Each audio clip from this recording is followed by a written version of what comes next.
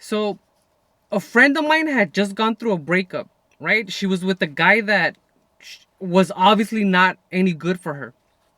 And I'm talking to her, and I'm asking her, we're having a discussion, and I'm asking her, why did you even end up with that guy in the first place? Like, that guy was horrible for you. What did you see in him? Right? What did you see? What was it about him that when you first met him, um, made you attracted to him? And what she said was, she said, when I met him, the guy had potential. That's the word that she used. He had potential, right? Potential means future.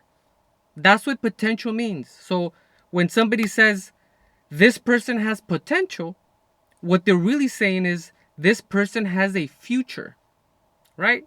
This person has potential means this person has a future.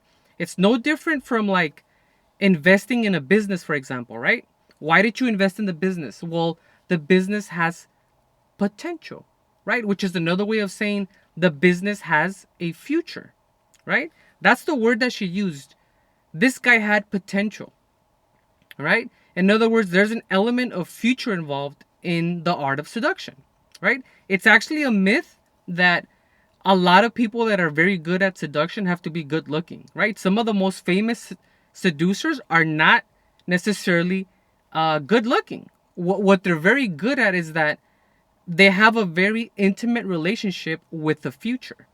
They understand that seduction requires a possibility. You have to share possibilities with the person in the future, right?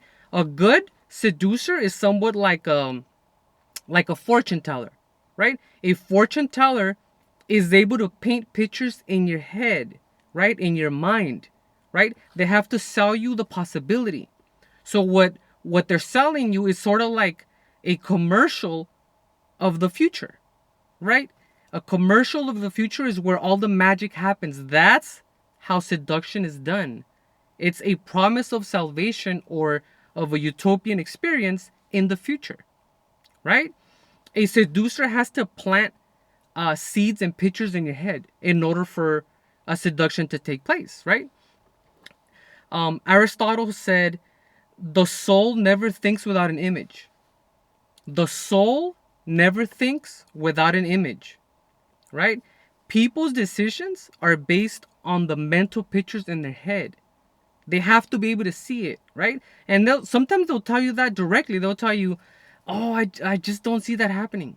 Or like, oh, I could totally see that happening. I could totally see you doing that, right? But it requires a vision to be in their imagination first in order for a seduction to take place, right? They have to sell you the fantasy. And it doesn't matter what the fantasy is or how the fantasy is going to happen, it's when the fantasy is going to happen, right? It's not happening now, so it has to happen in the future, right? Politicians do this all the time, right? Seduction just doesn't happen in romantic relationships. It happens everywhere in business, politics. Politicians will promise you salvation. They'll promise you heaven in the future, right? They're pandering to your needs, right? In the future, you vote for me, and in the future, you're going to get your perfect life, right?